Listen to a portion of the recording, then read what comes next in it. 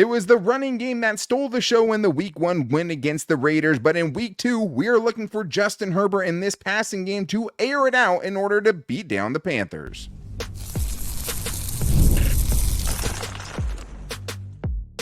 You are Locked On Chargers, your daily podcast on the Los Angeles Chargers. Part of the Locked On Podcast Network, your team every day.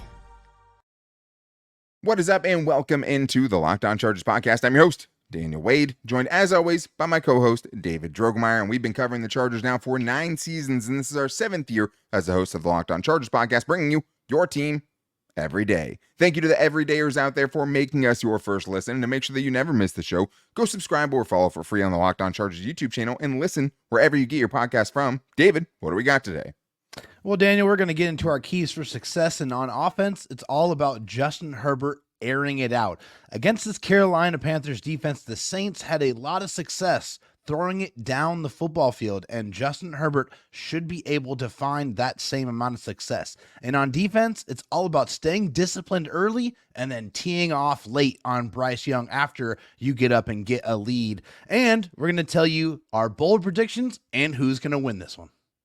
Absolutely, and I think we're feeling confident about the Panthers, as far as the Chargers beating them, but you never know. We've said all week, it feels like a little bit of a trap game, and the Chargers need to make sure they're on their stuff. But today's episode is brought to you by LinkedIn Jobs. LinkedIn Jobs helps you find qualified candidates you want to talk to faster. Post your job for free at linkedin.com/LockedOnNFL.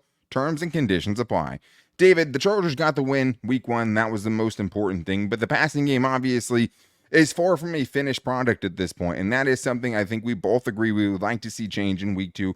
Going up against the Carolina Panthers for multiple reasons, but I know you watched the tape and the first thing you thought of, the Chargers should let Justin Herbert air it out in this game in Carolina. Absolutely. It was one of the first things that the numbers kind of jumped out at me. The Saints were 6 of 9 and 134 yards when they were throwing the ball 10 to 20 plus yards down the football field, according to PFF. And so the Chargers, and when they do throw the ball down the field, I want to see them utilize the play action, because both the Saints and Justin Herbert last week were very successful when utilizing play action. The Chargers were 3 of 4 for 51 yards against the Raiders, and the Saints were 9 of 10 last week against the Panthers when utilizing play action for 58 yards and a touchdown. So you're taking elements that worked last week against the Panthers with elements that Justin Herbert utilized to good effectiveness last week as well, going up against the team that's susceptible to that. I think Justin Herbert should find a lot of success when throwing the ball down the field.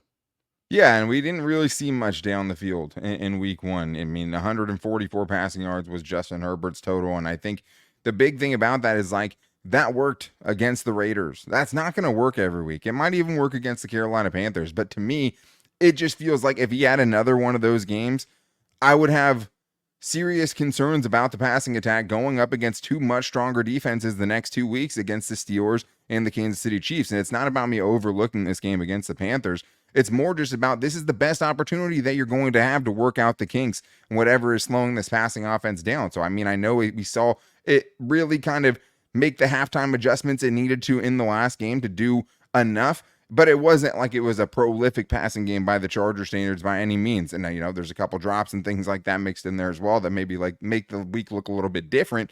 At the same time, I think for the Chargers, get it going now, right? This is a team that's missing their 2 top pass rushers from last year.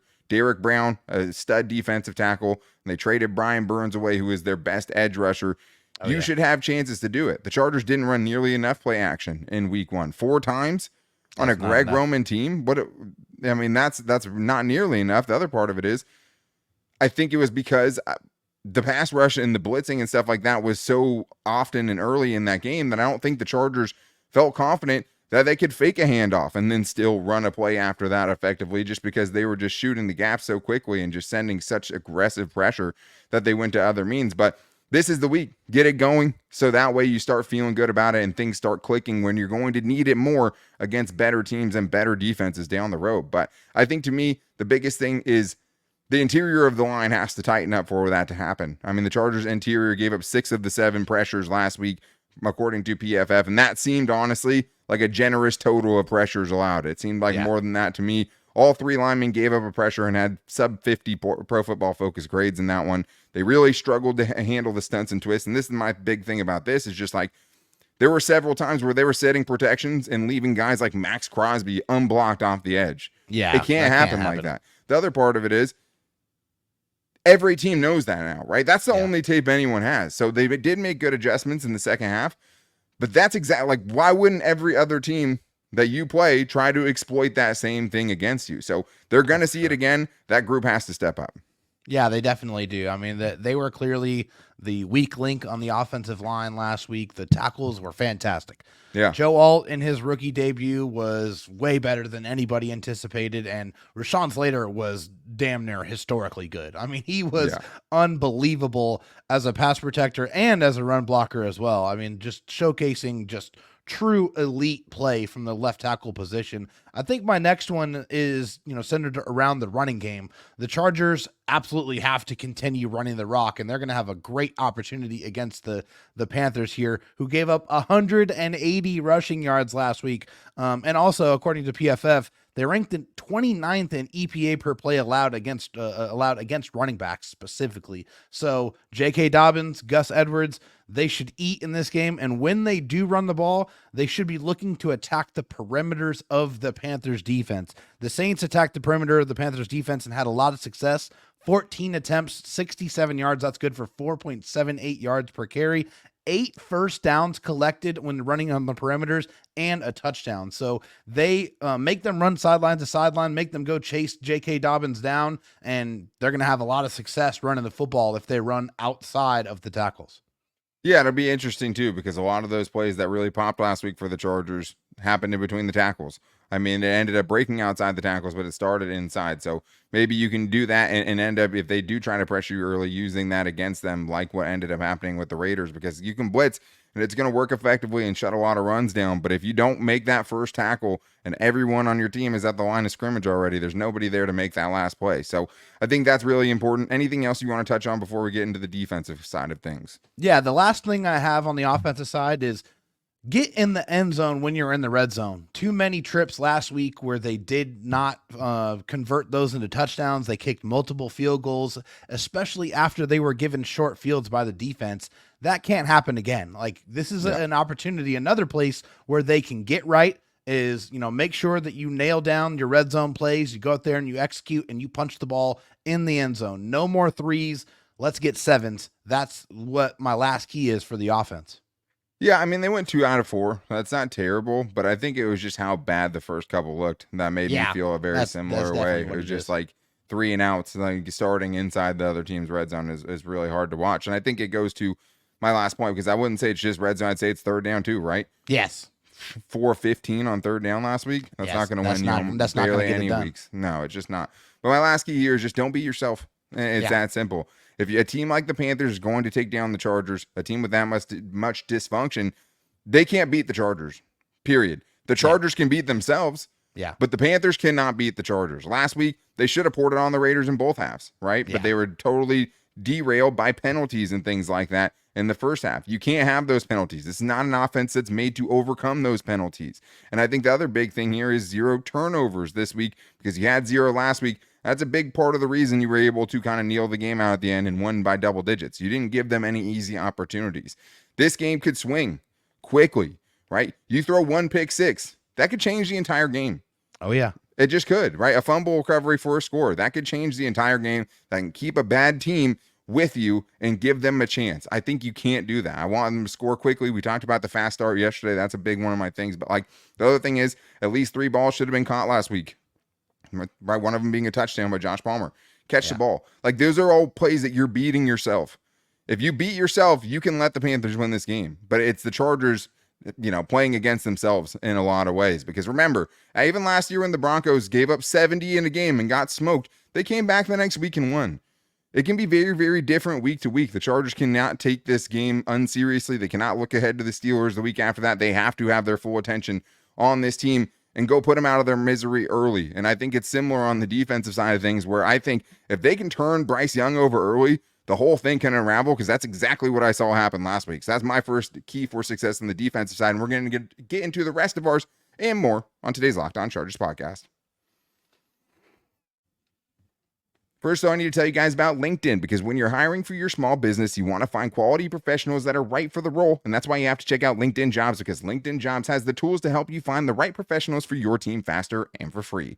LinkedIn isn't just a job board. LinkedIn helps you hire professionals you can't find anywhere else, even those who aren't actively searching for a new job, but might be open for the perfect role. In a given month, over 70% of LinkedIn users don't visit other leading job sites. So if you're not looking on LinkedIn, you're looking in the wrong place. On LinkedIn, 86% of small businesses get a qualified candidate within 24 hours. Hire professionals like a professional on LinkedIn. That is the biggest thing about LinkedIn, is finding that quality candidate. Quality over quantity. You don't want to have to fill the same role a couple months later, and that's where LinkedIn can help, and why 2.5 million small businesses use LinkedIn for their hiring. Post your job for free at linkedin.com/LockedOnNFL. That's linkedin.com/LockedOnNFL to post your job for free. Terms and conditions apply.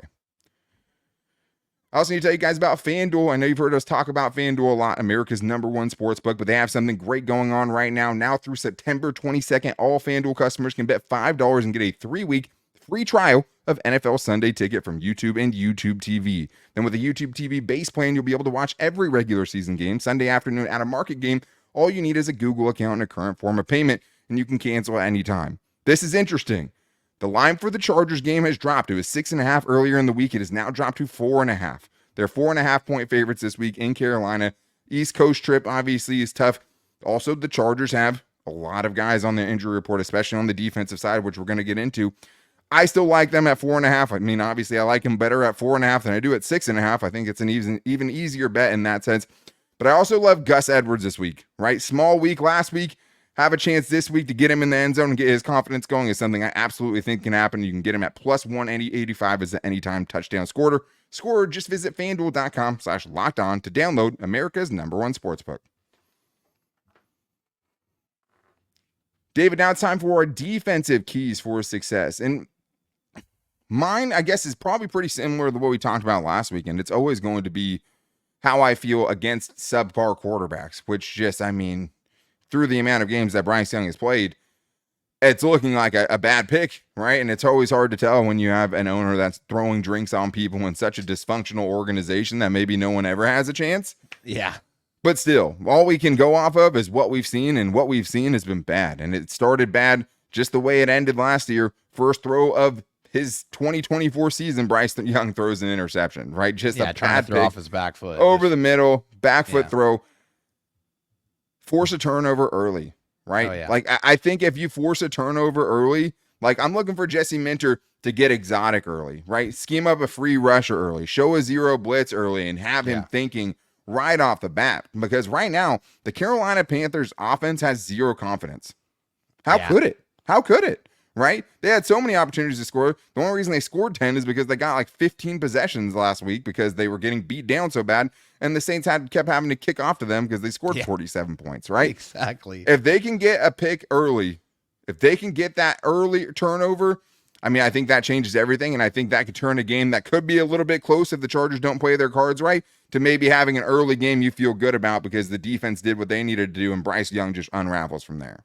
The Panthers are not equipped to come back from a big deficit. They're just not. They don't have the confidence. They don't have the identity on the offensive side. They don't know how they're going to try to beat you. They say they want to run the ball, but if you get a big lead on them by causing a turnover on the defensive side, they are going to start panicking, and Bryce Young is going to start trying to force things, and they will give up the ball. They fumbled twice. They lost only one of them, but Bryce Young threw 2 interceptions in that game. So go pad your stats. Go out there and get some turnovers, give the offense some short fields, and go get a lead on the defensive side. Absolutely. I totally agree with that. I think just as far as defense for the Chargers specifically and what I need to see from them and hope that we get to see this week is tackling on the perimeter. I know it's pretty specific, but if I'm Dave Canales, what I'm going to want to do is I'm going to want to get the ball out quickly because I don't want Bryce Young to have to make multiple reads and have to hold on to the ball in the pocket where he's taken the most sacks, in the league last year. I'm going to want him to get rid of it quickly. And if I was other teams, I would try to attack Asante Samuel Jr. and I would try to attack Christian Fulton on the outside and get the ball out as quickly as possible. Obviously, something you can combat that with is athletic linebackers, which the Chargers have. But let's think about the one touchdown that was given up last week, right? Throw to the running back, sideline. Asante Samuel Jr. gets hurdled, and it's the only touchdown and really the only time that the Raiders got close to scoring a touchdown, Yeah. right? Or even had a chance to score a touchdown the entire game because of the lack of the perimeter tackling. Asante Samuel Jr. did have some good moments in that game, right? Sure. But that wasn't one of them. And that's exactly where I would try to attack if I was another team. I agree. And it's funny is that was one of my keys as well. Just be ready to tackle fast because, I mean, one of the things that if I was having a rookie quarterback on the offensive side, I would want to try to get him in rhythm. I would want to try to get the ball out of his hands quickly, set up some easy throws, some quick completions, some, throws out to the flat, some slants, just some wide receiver screens. Like I'm trying to get the ball out quickly, trying to get some yards after catch, try to build some confidence up. So you got to be ready for that on the defensive side. You got to know that they're going to try to get the ball out. They know that the Chargers have a deadly pass rush and they want to do everything they possibly can to stay out of those 3rd and long situations. That is definitely something that they're going to be aware of and they're going to want to try to stay away from. And, speaking of those 3rd and long situations, the Chargers have to be better on 3rd and long in this game. They gave up multiple 3rd and 8 and longer completions or conversions last week against the Raiders. That's another way that you can keep a bad offense on the football field and give them some confidence. Got to capitalize when you get into those positive situations on the defensive side to get off the football field. You got to be better in that specific department this week. Yeah, and I mean, the overall 3rd down percentage from the Raiders was really bad, so it's like they took care of business a lot of other times, especially those short yardage plays, the opposite of that. Oh, and yeah, to me, I think, we had to prove the run defense is good to me again. I mean, that's one thing I have for this week. Obviously, hey, super obvious, you want to stop the run. But to me, it's more just about my belief in the run defense unit, right? Yeah. My belief that they can actually be a very good team and not just an okay team or not just an improved team, because this is a prototypical matchup of a team that did not run the ball well last week and a defense that stopped the run very well last week, right? 20 carries for 58 yards for the Panthers. They averaged less than 3 yards per carry. The Chargers, 22 carries for 71 yards last week, 3.2 yards per carry. Those things, to me, it doesn't make any sense for that not to be an opportunity for the Chargers to prove to me that the run defense is really good. I mean, that's just what it feels like to me. And it's like, if you want to be a good run defense, you have to do it week in and week out. And it just goes back to the point of this whole show, which is just like, if you take the running game away from the Panthers, they will not beat you. Yeah. If you give them life there, they're going to have a chance, right? If you have to kind of do more to stop the run, and then you start opening up easy opportunities for Bryce Young to get a ball to his playmakers, and he has a couple playmakers out there, that's not good for you, right? So prove to me again this week that the run defense is actually good and not just a mirage. Yeah, and then I think for me, my last one on the defensive side is something I said earlier: is stay disciplined early, meaning make sure that you keep Bryce Young in the pocket because he does like to try to extend plays by escaping the pocket. So stay disciplined on the outside, and then tee off late. After you hopefully get a lead, you get up on them, then you can pin your ears back and you can actually go finish the football game and get tons of pressure and really unleash havoc. So it's kind of like, you're earning your opportunity to go rush the quarterback, right? You're staying disciplined on the outside, trying to keep him in the pocket, and then later on in the game, you go out there and you go eat. I love that. My last thing, answer the first test of adversity that this defense is likely going to face, because the depth has to show up on Sunday. The Chargers could be down multiple starters on the defensive side. Jasir Taylor and Alohi Gilman, 40% of your defensive secondary has not practiced all week. Joey Bosa went from limited participation in Wednesday to not participating on Thursday, which is almost never a good sign. We're still kind of learning what these things mean under the Jim Harbaugh umbrella, because when you are with a coach or, you're following or covering a coach for a long time, you start kind of getting an idea of when they will actually let these players play, even if maybe they haven't practiced in full participation all week. So to me, with that being said, it's hard for me to imagine the Chargers don't lose 3 starters defensively, potentially, and don't have a drop-off, right? So I think the depth is going to be tested. Last week was against Gardner Minshew, so it's not like, they did what they did with a bad quarterback last week. They have another bad quarterback this week, and he threw for over 250 yards. So you can't give anything easy. These guys, like a Tarheeb Still, who should be playing in his first game this weekend, I would have to believe. Elijah Molden's going to have another good game after having a really impressive debut. And the pass rush that you built this offseason has to come through, because it was made exactly for this moment. You go and get a Bud Dupree because of a situation like this. So you still have 3 guys you feel pretty good about going out there. Khalil Mack, Tooley, and Bud are definitely enough to get the job done. So that's why you're going to be tested this week. The guys who fill in have to step up. And that's my last thing as far as, hey, trap game. These are all the things that have to get done. And if the Chargers, we preached about their depth all off season. Now we're going to have to see them go out there and actually step up and do something. So we still have more to get into because we have your guys' bold predictions after one got super close to hitting last week. We have a few that are possible, but I mean, you're going to have to really be very bold to hear what Athir has to say this week. Borderline crazy, but we're going to get into all that and more in today's Locked On Chargers podcast. First, I need to tell you guys about Prize Picks because with Prize Picks, that is the best daily fantasy sports that you're going to get. I love Prize Picks because what I love about Prize Picks specifically is I'm not using my lineup versus another person's lineup. It's me versus the projections of Prize Picks, and that's what makes it America's #1 daily fantasy sports app with over 5 million active members. All you have to do is pick more or less on 2 to 6 player stat projections and watch all the winnings roll in. And right now they're going to give you one because one Caleb Williams passing yard gets you one win on Prize Picks. Thank God it wasn't 100 because he didn't even get past that in his debut. But that's right. It's basically an automatic, and you can now win up to 100 times your money on Prize Picks with as little as 4 correct picks. And the great thing about Prize Picks, it's the best way to get action on sports in most states, including California, Texas, and Georgia. For the matchup this weekend, you can go with more than or less than 207.5 passing yards for Justin Herbert, and combine that with J.K. Dobbins going for more or less than 56.5 rushing yards. All you have to do, download the Prize Picks app today and use the code LOCKEDONNFL and get $50 instantly when you play $5. That's code LOCKEDONNFL on Prize Picks to get $50 instantly when you play $5. And you don't even need to win to receive the $50 bonus. It's guaranteed. Prize Picks, run your game. All right, David. Well, we started something a little bit different last week when we started letting the fans get in on this bold prediction segment. And it's fun doing our own bold predictions. But the fans just think of stuff that we could never even think about. And we have some more bold ones to get into today. But first, we have to shout out Shaggy619, who was about as close as you could possibly get on our first ever time doing this. And he went out there, too. J.K. Dobbins, 113 yards and a touchdown. Defense, 5 sacks and 2 turnovers. Joe Alt only allows 1 pressure to Max Crosby. He won on all those, right? Less than 1 pressure to Max Crosby. More than 113 yards and a touchdown for J.K. Dobbins.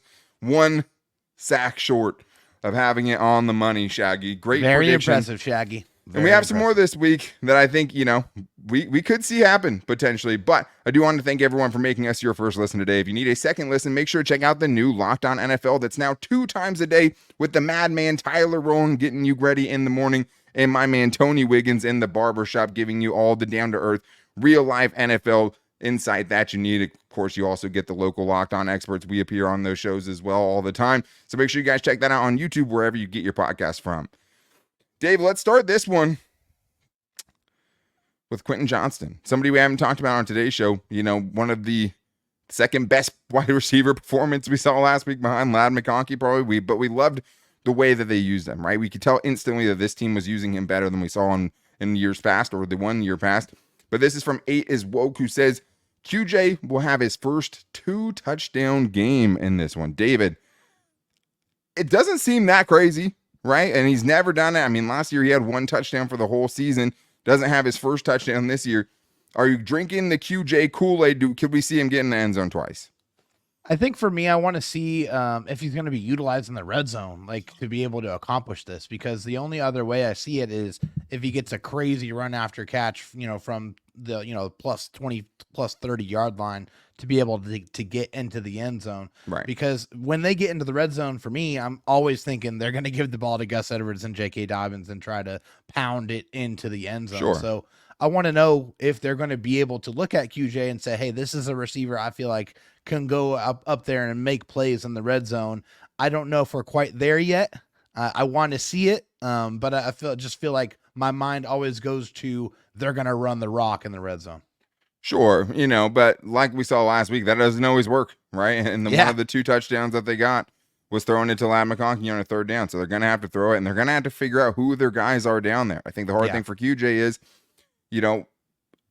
it gets harder to have catch and run situations like that when you really shrink the field. More condensed, yeah. We saw Ladd McConkey do it, right? You could run that same play for QJ and hope he breaks the tackle and gets in the end zone. It's not like it can't happen, but he also isn't the go up and get a guy. And I think especially when you're in the red zone, targeting the end zone, you want to throw to somebody you trust that's going to catch that ball, because the last thing you want is balls popping up in the end zone. So I hope we see it. Maybe we see one reception, a rush, or I'd like to see a handoff to Quentin Johnston. I'd love to see that.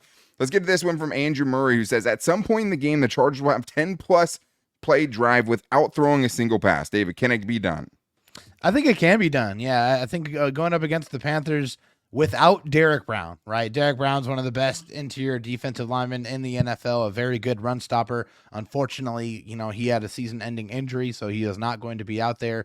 So the next best run defender really is Jadeveon Clowney. So run opposite of Jadeveon Clowney. And Jadeveon Clowney was also on the injury report too, so he may or may not play either. But I feel like that's what the Chargers want to do. Like, they want to run the rock, and if they're getting 5-6 yards a clip, then why not continue to run the ball? That means that everybody's firing forward. That means they're staying ahead of the sticks, and they'll be able to play action off of that later on. But once they put that down and they really wear out the defense, I feel like that's definitely something that they want to do, and I could see it happening. I cannot see that happening. This team should never go 10 plays in a row where Justin Herbert doesn't get a chance to throw the football. I'm all for balance. I'm all for running the football. It's also hard to do because you're running it that many times and not breaking any of them, right? It's all, 4 or 5 yards at a time, because obviously if you break one of them, it's not going to be a 10-plus play drive. So I think it's very hard to do, asking for a lot of kind of smaller runs, kind of intermediate runs. But to me, the bigger thing is, like, Justin Herbert shouldn't be not throwing the football 10 plays in a row. That's not where I'm at this point with this team yet. But I do think the other thing would just be, like, if you're up so much in this game that it's just about, okay, we're just going to keep handing it off, and then maybe they can do it that way. But that's still a very long drive, right? We were looking for just a first down last week, let alone 10 straight runs in a game and having that work out. We'll see. But let's get to Athir. Athir called in, and he is feeling extra spicy this week. Let's hear what he has for us. Dan, David, this is your fan of the year, Athir. Love you, my boy. Buy or sell Tuesday. The defense will have 3 touchdowns against the Panthers on Sunday. I'm buying it. What do you say? Thank you for the trophy. Woo! Let's go, baby. The Locked On Chargers fan of the year right there. Athir, thank you for calling in, but you're crazy. And that's why the video said you're crazy. Athir, I love you, and we'll talk about it, but they didn't even have a defensive touchdown last season at all. At all. They have 2 in the last 3 seasons. They've had 2 defensive touchdowns in 3 years, but I love you. But I think, David, maybe it's does feel like an opportunity where maybe the Chargers have a chance for a defensive score of some sort. And it feels like this year under Jesse Minter, we're going to see defensive touchdowns. Yeah, I think, like I mentioned earlier, the Panthers put it on the ground a couple of times. They lost one of those fumbles. The Chargers were able to force a fumble and also pick up another one where Gardner Minshew threw it behind the line of scrimmage, and they picked that up and almost scored that one. So I absolutely can see one of those being a defensive touchdown. More than that, I think is way too ambitious.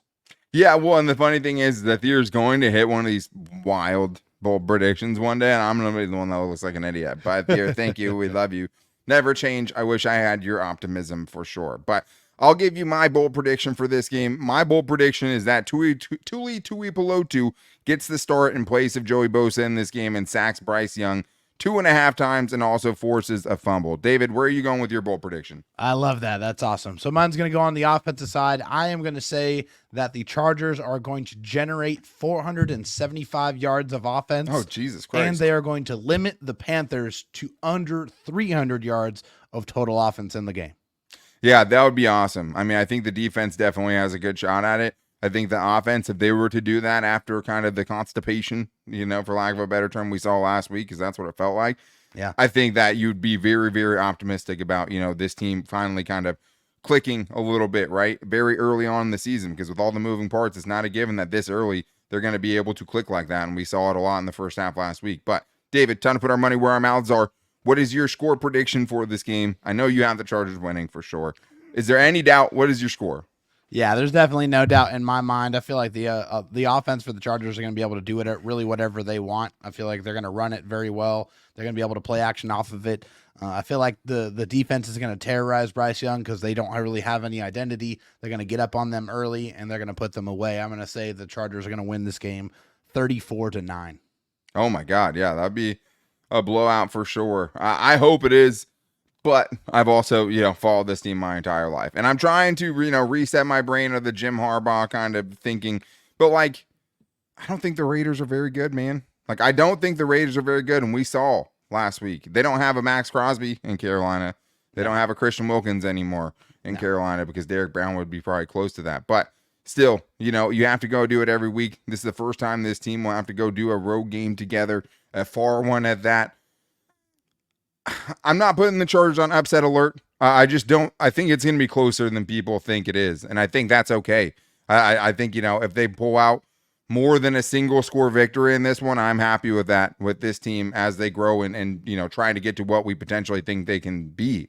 Last week was not the finished product. It's hard for me to imagine this week they magically turn into the finished product just because they're playing a team that was bad last week. Teams that are bad win all the time. Chargers cannot overlook this game. I have the Chargers 27, the Panthers 13. Think they settle for a couple field goals. Probably have some opportunities that they don't come through. And I think for the Chargers defense, still very bullish on them, but missing 3 defensive starters potentially is no small thing. That's hard for any team to overcome, and that's missing your best player in Joey Bosa potentially. So I think the Chargers pull it out in double-digit fashion. Like I said, I thought they would. You can get that on FanDuel at great odds. But let's get it done, right? The Chargers in LA have not gone 2-0.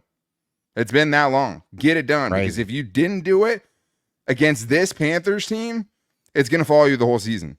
Period. Oh, yeah. Period. If you lose a game like this, and then you're in the playoff hunt Don't potentially let it be later you. on. First of all, it's hard to imagine you're in the playoff hunt if you're losing to a team like this. So you can probably throw that out the window. You got to take care of your business. As far as me taking you seriously as a playoff contender. If you lose this game, I have to rethink all of that, right? I do.